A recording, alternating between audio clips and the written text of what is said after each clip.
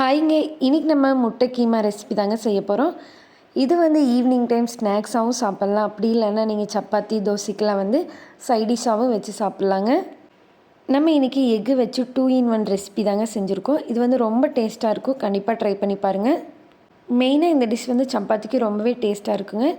இந்த ரெசிபி வந்து ரொம்ப சிம்பிளாகவும் ஈஸியான ப்ராசஸில் செஞ்சிடலாம். வாங்க எப்படி செய்கிறதுன்னு பார்க்கலாம். 5 முட்டை வந்து நல்லா வேக வச்சு தோலை உரிச்சு எடுத்து வச்சுக்கோங்க. மீடியம் சைஸ் 2 பெரிய வெங்காயம் பொடி பொடியாக கட் பண்ணி எடுத்துக்கோங்க. 2 தக்காளி குட்டியாக கட் பண்ணி எடுத்து வச்சுக்கோங்க.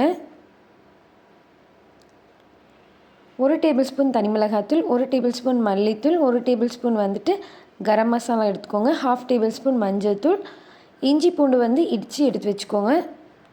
முட்டை கீமா செய்கிறதுக்கு நம்ம வந்து முட்டையை இந்த மாதிரி கிரேட்டரில் இந்த மாதிரி குட்டி குட்டியாக இருக்குது பாருங்கள், இந்த கிரேட்டரில் வந்து நல்லா துருவி எடுத்துக்கோங்க.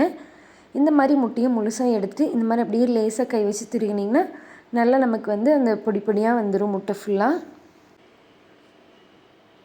முட்டையை வந்துட்டு கையில் நல்லா ஸ்ட்ராங்காக பிடிச்சிட்டு நல்லா அப்படியே மேலேயும் கீழேயும் முட்டையும் இழுத்திங்கன்னா நமக்கு வந்து அந்த கிரேட்டரில் அழகாக சீவிடுங்க. அந்த எல்லோவுமே நல்லா கிரேட் ஆகி வந்துடும்.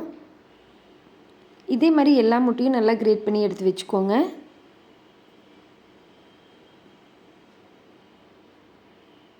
உங்களுக்கு எல்லோ வேண்டாம் அப்படின்னா கூட நீங்கள் எல்லோ தனியாக எடுத்து வச்சுட்டு ஒயிட் மட்டும் சேர்த்துட்டிங்கன்னா நல்லாயிருக்குங்க.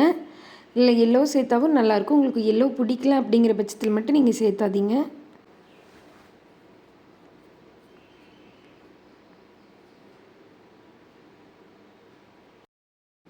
நம்ம வந்து இந்த மாதிரி துருவி சேர்க்குறதுனால முட்டை வந்து கரையுமான்னு கேட்டிங்கன்னா கண்டிப்பாக சமைக்கும் போது கரையாதுங்க.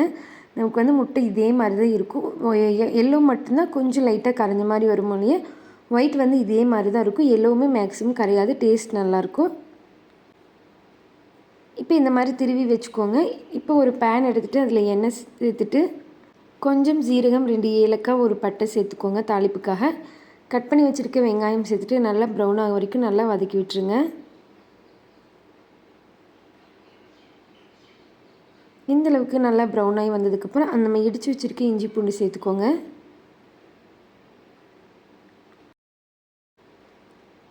இப்போ கட் பண்ணி வச்சுருக்க தக்காளி சேர்த்துட்டு தக்காளி வந்து நல்லா குழஞ்சி வெந்து வர வரைக்கும் ஒரு 5 நிமிஷம் போல் அப்படியே வேக வச்சுருங்க. தண்ணி எதுவும் சேர்த்துறாதீங்க.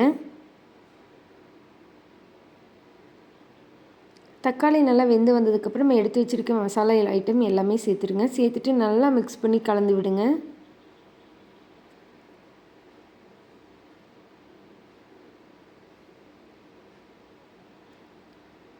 இந்தளவுக்கு கொஞ்சம் நேரம் வதங்கினதுக்கப்புறம் ஒரு 1/2 டம்ளர் மட்டும் தண்ணி சேர்த்துட்டு ஒரு கொதி வர வரைக்கும் கொதிக்க வச்சுக்கோங்க.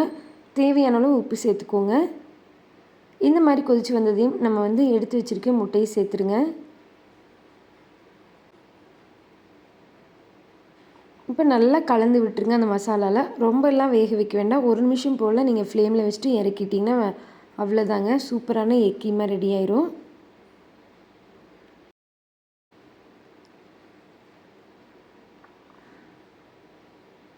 உங்களுக்கு பார்த்திங்கன்னா அந்த எல்லோவும் சரி ஒயிட்டும் சரி கலந்து போகாதுங்க, அப்படியே சாப்பிட்றதுக்கு நல்லாயிருக்கும்.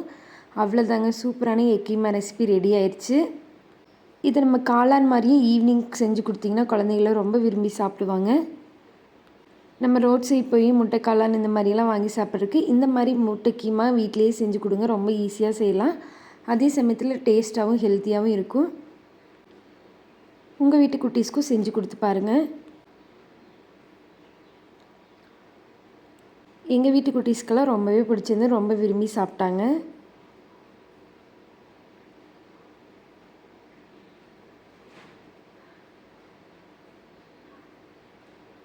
இந்த எக் கீமா கூட நம்ம பாயில் பண்ணி வச்ச முட்டையை கொஞ்சம் சேர்த்துட்டு நம்ம அந்த எக் கீமா கூட சாப்பிட்டிங்கன்னா அது ஒரு தனி டேஸ்ட்டாக இருக்குங்க.